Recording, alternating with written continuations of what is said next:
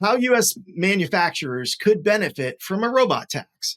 And what they're talking about, they're actually referring to a bunch of different ideas that got thrown out there. But the biggest idea would definitely be from Bill Gates when he really talked about putting in place a robot tax. And his primary purpose in it was to generate revenue for the government because, believe it or not, like individuals are less good at doing their own taxes than companies. So if everything's passing up to the company, they don't see the taxes they're looking for, but also to maintain employment. And I wanted to add, I think the reason I was looking at it in general is because as you remove people from an industry and replace them with robots, you have a bunch of other effects that happen, right?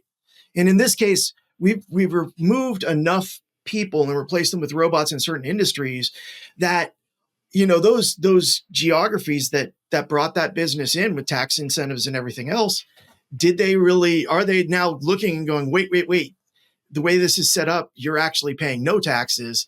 And, you know, we have a bunch of basically civilization that has to go on around your business that was counting on the money that we thought you were going to make, you know? So what do you think? By the way, I could be very negative on this. I'm going to be pro taxes today. It will be fun. It's an interesting stance. Being pro tax, huh? Well, Trent, I feel like you're dying to jump in here because if John's pro tax, what are you today? Well, I'm never pro tax, but I think a lot of this is, I don't think we understand the second and third effects of any of this yet. So I feel like a lot of what we're talking about here is it's simple economics. I mean, if workers are going to get pushed out, right, and there's going to be robots taking the place of a laborer or some form of tax-paying individual in the workforce, then, you know, there's going to be economists out there who are trying to rationalize what do you do with that loss of income to the federal government, I guess. So that would be my guess as to what they're really looking to do. I don't think this is in any way talking about a way, as much as I would love to believe it's a way that they're trying to like maybe semi-punish a business for doing away with hiring people. I really think it's more about how do we continue to feed this self-feeding entity of federal government that we've built. So you can get me down that rant, but that's interesting because that's interesting. I didn't really think of it that way. I didn't really think of the loss of revenue, and you probably make sure. Yeah. Because I was going to be, I'm not hardline anti-tax. I just, not to continue to bash the federal government. I just know that most taxes collected never really end up where they're intended for. And a lot of this article talks about additional training, other incentives for workers, other incentives for the business to upskill their employees and stuff like that. And it's just, I wonder, you know, is there going to be another giant bureaucratic government office spun up supposed to be counting these pennies to make sure they go to that, and how much is that overhead expense going to take out? I mean, it's just, again, tinfoil hat, not being a big conspiracist or anything like that. It just it never ends up where it's intended. And like Trent was saying, you don't know what the follow on, the unintended consequences are going to be in something like this. Yeah, it's interesting. There's a couple of things in there that they call out that I think would be somewhat interesting, but also somewhat detrimental. You know, I think I've said this on stage quite a few times. It's like, definition of a robot is pretty loose. We call a lot of things robots that I wouldn't necessarily consider, including things that are operated by human beings, right? So, well, that's what I mean. Like, not to call them out, but the Mule, which is Construction Robotics, they have a robot that basically lifts CMU for you. It's not really a robot. It's just a machine, right? Like, this is a tool. It doesn't actually, you do it yourself with your hands. So you're operating it. It's like, and so I'm a little worried that the definition could then, and like you said, Travis, then we're gonna have to hire a whole bunch of people to come in and go like, well, it has 9 articulating sections and it does these things on its own. So it's a robot. It's not a robot. Oh God, I don't need it. Also, you know, I want to argue people are really not losing jobs to robots, and we consistently haven't over the years. We've always said we're going to.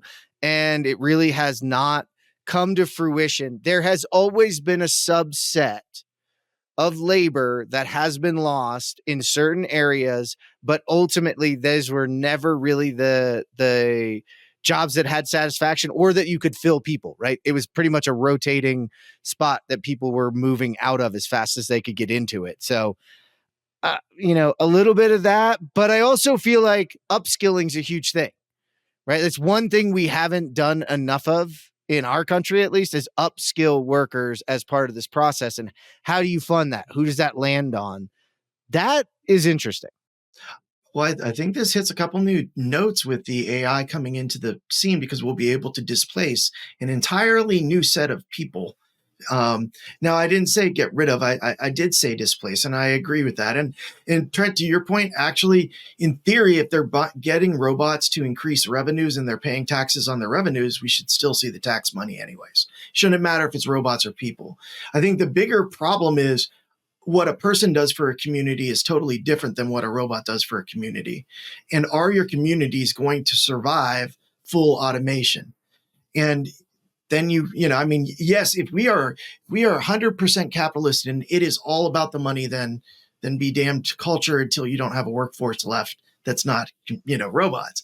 But I don't think that's the case. I think that we have something, and I think this is a good point, is at least saying, here's areas where we can agree that we've displaced a workforce, and right now we need tax revenues based on that workforce. So what are we going to do? Or the culture of that workforce not being there now costs this area more money, And I think about like Travis, if you don't have a job in your community, yes, you don't get your job and you don't pay your taxes, but the kids also don't get a coach. And there's a bunch of these, their volunteer fire department loses a person. There is this idea that sort of is going directly against the robots, that just says, hey, people and robots are not interchangeable. So if you interchange people with robots, we have to address all the other changes that sort of are lumped into that as we're doing it. Yeah. You're taking the person on the job, but also the community, and that has a lot of other effects. Yeah. But if you can upskill them, right, and you can focus on that, which is a lot of what we have to do, then they can drive more. They can be more available. If we can do things better. It has a limit, though. I mean, got to be real about this. It's if enough individual contributors get displaced from automation or any type of, there is a level of upskill that can happen, and we should always look at that. But as those contributors leave the market, there's going to be less need for the people managing and the people that you're those upskilled positions.